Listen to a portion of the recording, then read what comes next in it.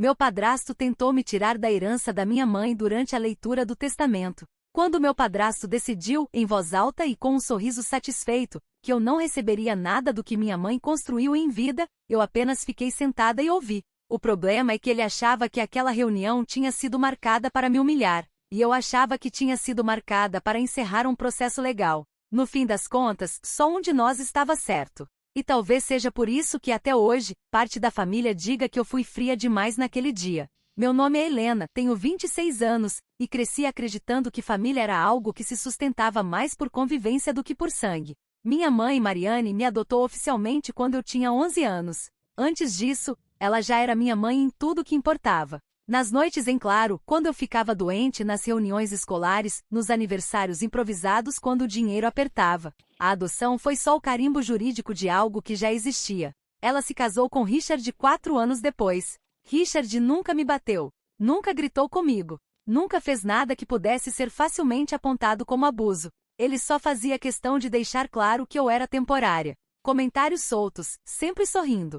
Quando você crescer, vai entender como o mundo funciona. Essa casa precisa de regras mais claras. Mariane te mimou demais. No começo eu achava que era implicância comum de padrasto. Depois comecei a perceber que ele falava como alguém que estava esperando. Esperando eu ir embora. Esperando minha mãe envelhecer. Esperando a casa ficar vazia. A casa ficava em Clearwater, não era grande, mas tinha sido comprada pela minha mãe antes mesmo de conhecer Richard. Ela trabalhava como gerente administrativa de um hospital pequeno, juntou dinheiro por anos, e fazia questão de repetir. Essa casa é a única coisa que me pertence por inteiro. Richard fingia concordar, mas nunca gostou disso. Ele gostava de lembrar que pagava metade das contas, que tinha reformado o quintal, que investia ali. Sempre falava da casa como se fosse um projeto conjunto, mesmo sabendo que o nome dele nunca esteve na escritura. Quando minha mãe adoeceu, tudo ficou mais evidente. Câncer não avisa. Só chega e ocupa espaço. Nos primeiros meses, Richard foi exemplar. Levava ela às consultas, cozinhava, fazia postagens bonitas no Facebook sobre lutar juntos. Mas conforme o tratamento avançava e as chances diminuíam, ele começou a se preocupar menos com ela e mais com o depois. Perguntava sobre contas, sobre documentos, sobre organizar as coisas. Você devia fazer um testamento, Mari. Ela sempre respondia a mesma coisa. Depois, Richard. Depois. Minha mãe, ela morreu numa manhã de abril. Richard chorou no velório, mas chorou olhando mais para as pessoas do que para o caixão. 2 semanas depois, ele começou a mudar a casa. Não de forma prática, de forma simbólica. Guardou fotos minhas. Moveu objetos que eram da minha mãe. Comentava casualmente que o quarto extra poderia virar escritório, quando tudo se resolvesse. Eu ainda morava ali. E foi então que ele pediu para conversar. Sentamos na mesa da cozinha, a mesma onde minha mãe costumava tomar café comigo aos domingos. Helena, precisamos ser realistas. Você já é adulta. Essa fase acabou. Ele disse que pretendia vender a casa, que precisava recomeçar, que seria melhor se eu procurasse um lugar para ficar. Sua mãe certamente deixou tudo organizado. Eu não respondi, porque ao contrário dele, eu sabia exatamente o que minha mãe não tinha feito. Ela nunca fez testamento. E isso mudava tudo. Richard não marcou aquela reunião por acaso. Nada nele era impulsivo quando envolvia controle. 2 dias depois da conversa na cozinha, ele deixou um envelope em cima do balcão, bem onde minha mãe costumava deixar as chaves. Dentro, havia um cartão de visita de um escritório de advocacia em Saint Petersburg, com um bilhete escrito à mão. Precisamos resolver isso como adultos. Ele não explicou o que era isso, mas eu já sabia. Passei aquela noite relendo documentos antigos da adoção. Cópias que minha mãe guardava numa pasta azul, organizada demais para alguém que dizia odiar papelada. Certidão, sentença judicial, tudo carimbado, tudo definitivo. Ela sempre foi prática assim. Richard confundia silêncio com descuido. No dia marcado, cheguei ao escritório 15 minutos antes. Era um prédio antigo, daqueles com escadas estreitas e cheiro de café queimado. O tipo de lugar onde ninguém vai para ganhar algo, só para perder ou confirmar perdas. Richard chegou depois, acompanhado do irmão mais velho, Thomas. Thomas era aquele tipo de pessoa que concorda com quem estiver falando mais alto no momento. Os dois entraram conversando, rindo baixo, como se aquilo fosse uma formalidade incômoda antes de um jantar comemorativo. Ela veio mesmo. Achei que ia fazer drama. Eu fiquei em silêncio. Não por medo. mas porque não havia nada que eu precisasse explicar. O advogado, Dr. Alan Pierce, apareceu alguns minutos depois. Um homem magro, cabelos brancos, olhar cansado de quem já viu versões demais da mesma história. Ele pediu que sentássemos. Richard não esperou.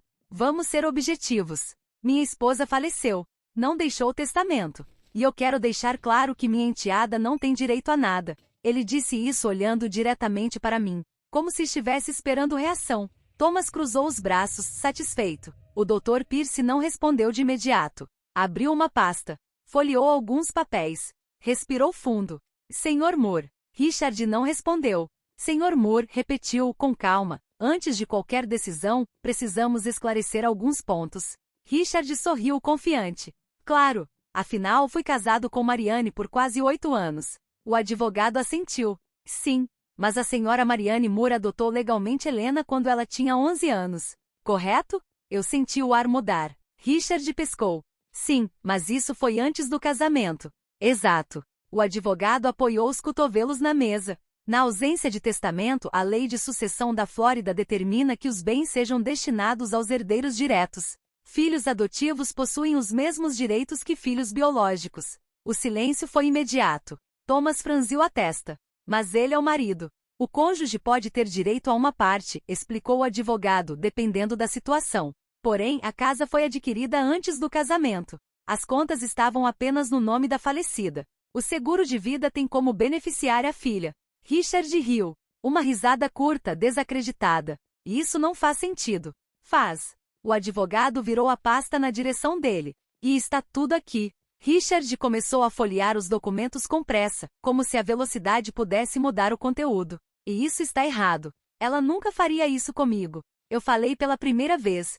Ela não fez nada contra você. Ela só não te colocou acima de mim. Richard me olhou como se estivesse me vendo pela primeira vez.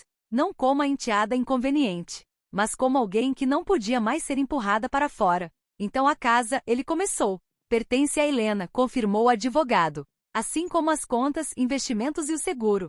Thomas se levantou abruptamente. Isso é um absurdo. É a lei, respondeu o advogado, sem levantar a voz. Richard ficou sentado, imóvel, como alguém que apostou tudo numa jogada que nunca existiu. Richard saiu do escritório sem dizer uma palavra. Thomas foi atrás, reclamando de advogados, leis, injustiças modernas. Eu fiquei. O Dr. Pierce me entregou uma lista de documentos que precisaríamos providenciar. Sua mãe foi muito cuidadosa, mesmo sem testamento. Eu agradeci. Do lado de fora, vi Richard encostado no carro, encarando o chão. Por um segundo, pensei em sentir pena. Mas o que eu senti foi cansaço, porque aquela não tinha sido a primeira tentativa dele de me apagar. Só tinha sido a mais explícita. Voltei para casa naquela noite. Entrei no quarto da minha mãe. Sentei na cama. E pela primeira vez desde que ela morreu, eu chorei. Não por dinheiro. Não por vitória. Mas porque no fim, ela tinha me protegido do jeito que sabia. Sem discursos. Sem promessas. Só fazendo o necessário. Richard não perdeu tempo. Antes mesmo de qualquer papel ser assinado, antes de qualquer chave trocar de mãos, a história já estava circulando, do jeito que ele precisava que estivesse. No dia seguinte à reunião, recebi a primeira mensagem. Uma tia distante, alguém que eu mal via desde o ensino médio. Nunca imaginei que você faria isso com o Richard. Não respondi. Vieram outras. Primos. Amigos da família. Gente que nunca esteve presente quando minha mãe passou noites no hospital. Todos com a mesma versão implícita. Eu tinha tomado tudo. Richard dizia que eu tinha manipulado a situação. Que tinha usado brechas legais. Que minha mãe jamais teria querido aquilo. Era curioso ouvir isso, considerando que ele passou anos insistindo que minha mãe era prática, racional, organizada. Mas só quando convinha. Ele voltou para casa 2 dias depois. Não bateu. Entrou como sempre entrou, como alguém que achava que pertencia àquele espaço. Precisamos conversar. Eu estava sentada na sala com uma caixa de documentos no chão. Já conversamos. Ele respirou fundo, teatral. Você não pode simplesmente me jogar na rua. Eu levantei os olhos. Eu não te joguei em lugar nenhum. Você assumiu que a casa era sua antes de saber. Ele passou a mão pelo cabelo, andando pela sala. Você sabe que sua mãe não queria isso. Você não pode afirmar isso. Posso sim.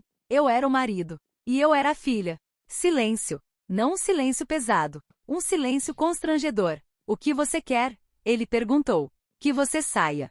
Simples assim. Ele riu sem humor. Você realmente vai fazer isso? Pensei na minha mãe encaixotando lembranças comigo, no jeito como ela organizava documentos, no modo como nunca respondia às provocações dele. Sim, ele ficou mais alguns segundos, como se esperasse que eu voltasse atrás. Não voltei. As semanas seguintes foram uma aula prática sobre como as pessoas lidam mal com limites. Richard contou sua versão em jantares, reuniões, telefonemas. Sempre como a vítima. Eu era descrita como ingrata, calculista, fria. O curioso é que ninguém me perguntou nada. Ninguém quis ouvir a minha versão. Porque ouvir exigiria aceitar que talvez eles também estivessem errados por nunca terem percebido. Minha resposta foi sempre a mesma. A lei foi seguida. Nada além disso. O advogado cuidou da papelada. A casa passou oficialmente para o meu nome. As contas foram transferidas. Richard saiu. Levou as roupas, alguns móveis que ele tinha comprado e o orgulho ferido. No último dia, ele parou na porta. Você vai se arrepender disso. Eu olhei em volta. A casa estava silenciosa. Eu já sobrevivi a coisa pior. Ele saiu sem responder. Alguns meses depois encontrei Claire, uma amiga antiga da minha mãe. Ela segurou minhas mãos e disse: sua mãe ficaria orgulhosa. Foi a única validação que eu precisei. Não houve reconciliação familiar. Não houve pedido de desculpas coletivo. Mas houve algo melhor. Paz. Eu reformei a casa devagar. Mantive os quadros. Troquei os móveis que carregavam tensão. Transformei o quarto extra no escritório. Não como Richard queria. Como eu precisava. Então, eu fui errada por não abrir mão do que era meu? Alguns dizem que sim. Que família exige sacrifício. Eu aprendi outra coisa. Família não é sobre quem grita mais alto na hora certa. É sobre quem pensa em você quando não está na sala. Minha mãe pensou. E isso foi suficiente. Muito obrigado por ouvir a história até aqui. Não esqueça de se inscrever no canal, ativar o sininho de notificação para não perder nenhum vídeo, e deixar seu comentário para eu saber o que vocês acharam dessa história do Reddit. Mais uma vez, muito obrigado a todos, e até nossa próxima história.